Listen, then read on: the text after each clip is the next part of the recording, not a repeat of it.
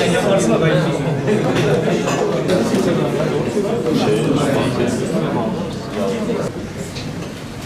Hikmet o sandalye çekin abi.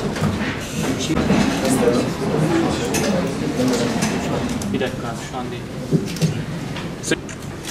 Tamam arkadaşlar. Bugün günümüzde bulunan çocuklarımıza yönelik olarak yapmış olduğumuz çalışmaları 2025-26 yılı takviminde neler yapabileceğimizi, işbirliklerimizi ve koordinasyonumuzu paylaşacağız.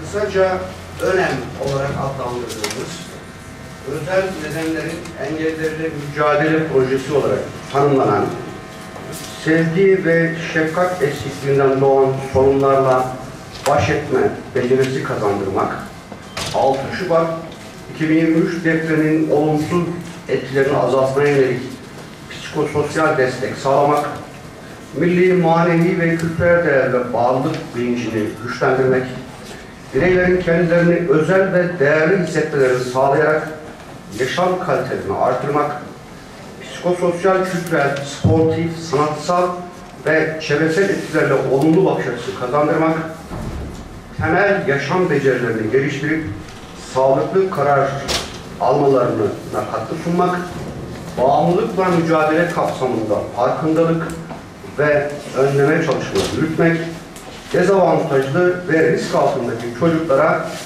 destek sağlamak amacıyla başlattığımız önem projesi ilimize hayırlı olsun. Göreve başladığımız ilk yıl yaklaşık 8.000 evladımıza 5.666 hanımızla birlikte elimizi uzattık. Onlara özellikle sevgi ve şefkat yoksunluğundan kaynaklanan sorunların çözümü, özellikle kişilik gelişimi ve inşası, diğer taraftan da sorun çözme becerisi kazandırmak yoluyla hem akademik hem de hayat başarısını önceleyen bir yaklaşımla faaliyetlerimize devam ettik.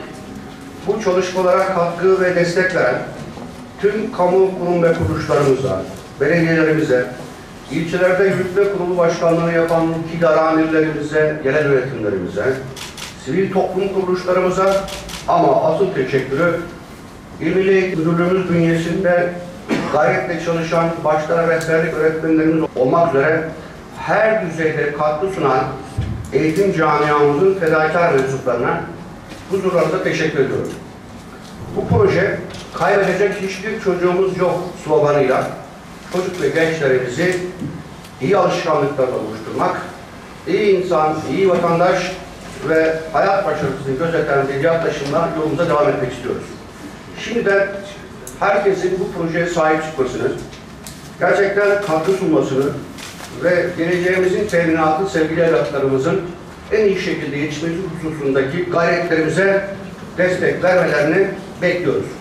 Bugüne kadar vermiş olduğunuz destekler ve bundan sonra vereceğiniz destekler için de tüm paydaşlarımıza huzurlarınızda teşekkür ediyorum.